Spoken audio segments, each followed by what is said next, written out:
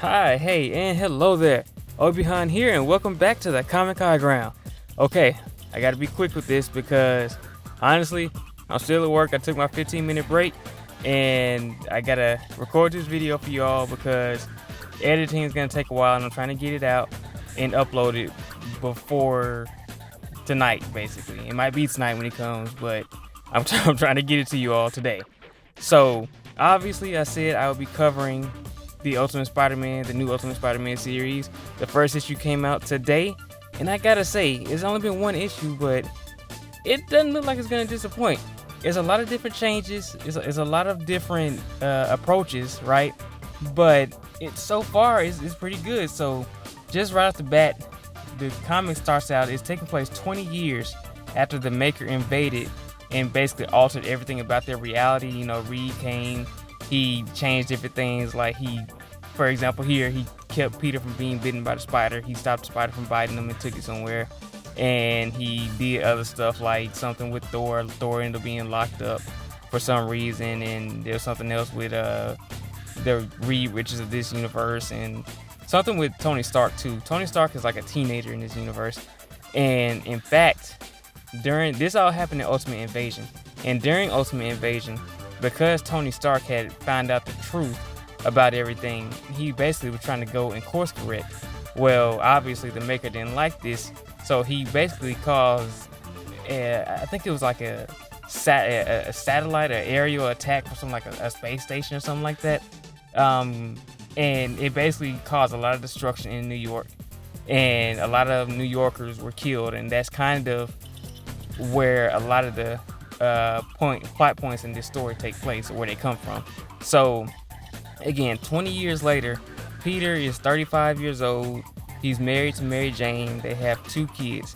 Their kids are named Richard and May.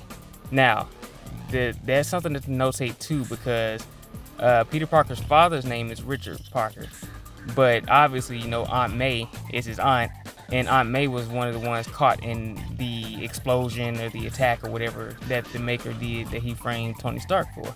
So Peter is kind of living his day-to-day life, but the thing about Peter is that, and is one of the things that he kind of touches on throughout the comic, is like something's just off about his life. He's happy with Mary Jane, he's happy he has kids and everything, but there's something that's off. And earlier in the comic, as he's getting ready for work, he has his silver orb. More specifically, May is playing with this little silver orb, and he takes it from her. He's like, okay, this isn't a toy, you can't play with this.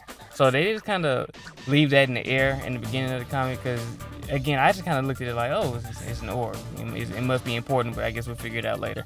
I really didn't read into it too much. So Peter gets ready for work, he leaves. Of course, Mary Jane is the ever supporting wife, which is obviously Mary Jane. This is real Mary Jane. Thank God she's back. It's so good to see you again, Mary Jane. You've been gone for like 20 years.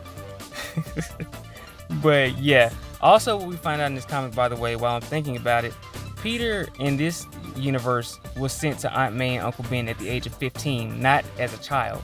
So he actually had a significant memory of his parents, because again, he knew them until he was 15. So that's another interesting change. But Peter goes to work, and of course he's working at the Bugle. And when he gets there, Jameson's screaming, "Parker, where's Parker?" And then Peter kind of walks up and he's like right in his face, and he's like, "Oh, hey Peter, where's Parker?" And so at that point you're like, hold on, wait, Peter's right there. And here's where we find out that Uncle Ben actually works at the Bugle with Peter. And that is a wild change. Like, when I realized that he wasn't talking to Peter, I was like, okay, is he talking to Uncle Ben? And of course, yes, he was talking to Uncle Ben. Uncle Ben is I think he's a reporter or a publisher or something there. That's a really, really cool change. And what you realize is that it's because Peter wasn't bitten, you know, at the age of 15, like usually. So, you know, Peter doesn't get bitten. He doesn't get the powers. He doesn't go to become a wrestler. He doesn't stop the guy from getting away. You know, all that stuff, it doesn't happen because Peter wasn't in the places to do that. So because he didn't get bitten when he got bitten, Uncle Ben is still alive. And that might not be exactly what they were going for, but it could be, you know, they're just telling their own tale. But when you look at it in that way, in that lens, it's like it still makes sense because again, Peter didn't get bitten, so there's no reason, and especially depending on the interpretation, because in the original comic, of course, the guy came to their house, but who knows? Maybe in this universe, that guy got blown up before he could even do something like that. But it's just interesting because again, we have a story where Uncle Ben is very much so present and alive. Now, how long he's gonna stay that way is anybody's guess. But he's here now. So Ben and Peter leave the Bugle to go to this, it's not a rally, but it's just like a gathering in New York, at Central Park or somewhere. And there is to pay tribute to all those who were basically killed in that attack. And they have someone on the stage by the name of Father Murdoch, obviously being Matt Murdock. So the question now is like, okay, was he Daredevil in this universe, or is he just a preacher or a priest or whatever? So that's something to kind of keep in mind too.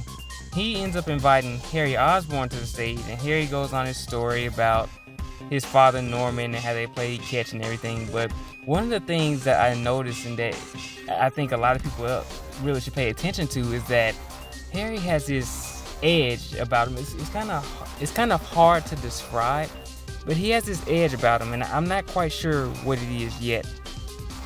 But we'll get to Harry a little bit later. Mary Jane and his kids and Peter's kids are there for the well, not tribute, but for the presentation or the speaking, whatever, the gathering. And Peter tells him to go on home. He'll be there soon. Peter and Ben make their way back to the Bugle, only to find Jameson storming out of a meeting room saying that he quit.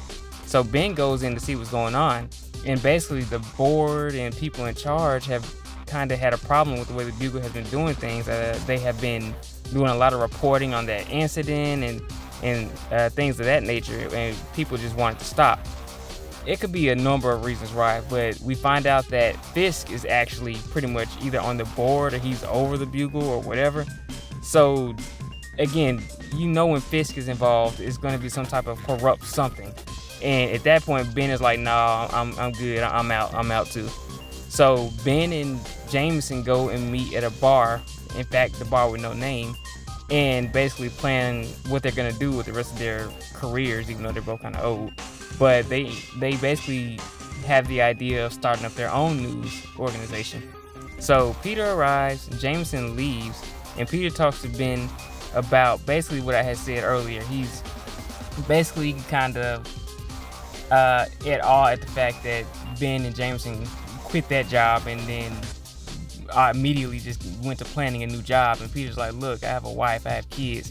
I can't just up and quit a job." Because Jameson did offer him a position, but Peter's like, "Do you have money?" "Well, no, not right now." And Peter's like, "Okay then, well, no, I got to stay where I am. I got a wife and kids," which is understandable. And Ben basically kind of gives him a little advice. They have a nice little talk, but again, Peter mentions, he's like, "Look, there's something off about my life, and I don't know what it is. Mary Jane is awesome. I love Mary Jane. I love my kids, but there's something off about my life." And Ben kind of has this phrasing. He's like, "It's like you're asleep." And he's like, "Wake up, get up and wake up, walk, do what you need to do." And Peter is like, "Okay, well, fine." He then goes home and he ends up having the same conversation with Mary Jane. And Mary Jane, ever the supportive wife, as I said earlier, is like, "Look, Peter, I trust you. As long as we're honest with each other, and as long as we take care of each other, we love each other, do right by each other, I'm good, right?" So she leaves and she tells him, that line, "Go get him, Tiger." And that's all the approval that Peter needs, because at this point he grabs the orb and he goes to the roof. We then cut to a flashback, and in this flashback we see that Peter had gotten this orb from a little box. I don't know if it teleported to him, if it was delivered or what, but a hologram of Tony Stark pops up and it's like, "Look, my name is Tony Stark. I sent this to you from 6 months in the future, and this is what's going on. The Maker came, he screwed some stuff up. He stopped you from becoming a superhero. He stopped a lot of other people from becoming a superhero. I'm trying to fix that because we have to take our world back." And that's basically the gist of it. That's the main points. So in that orb is a spider, and the spider is supposed to give him his Spider-Man abilities. So Peter, at this point, when we cut back to the present, has decided to go ahead and take on those responsibilities because Tony asked him, will you take on these responsibilities? Will you take on this power? And then in the present day, Peter's like, yes, I will. He opens the orb, the spider crawls on him, and then he is pretty much enveloped in the Spider-Man suit. That's what the comic says, to be continued. So this story is, like I said, it's building. It's different from any other origin story, but it's so damn good so far because I think because it's different, it makes it even more exciting. Now, a couple of things that I neglected to mention, because I did forget to mention, when Fisk was leaving the Bugle, he was attacked by the Green Goblin. Now, remembering what I said about Harry, I said he seemed on edge. It's how he looked, I think, and maybe a little bit how he talked. And I'll try to show some panels of what he looked like. But I think it's almost certain that Harry Osborn is the Green Goblin, especially considering the fact that Norman is gone. So it has to be Harry. So again, with that said, there's a lot that was packed into this introductory issue, and it's a lot to make you think because it's like it makes you think about what changes have been made because Peter didn't get bitten by that spider when he was 15. So it's such a different and contrasting story to what we're used to. In fact, even with Peter choosing to get the powers, we see so many stories of Peter being like, Spider-Man's a burden, is jacking up my life. I just can't. I'm done being Spider-Man. I don't want these powers. And that's happened so many times. But when you come to this story and he literally chooses to get the powers, it's like, I want that responsibility because deep down he knows that something's wrong. He knows that his life is supposed to be something more than just going to work every day at an 8 to 5 and coming home. And again, that was just a great way of telling this story because it's almost like the universe is telling him, hey, no, you're supposed to be something more.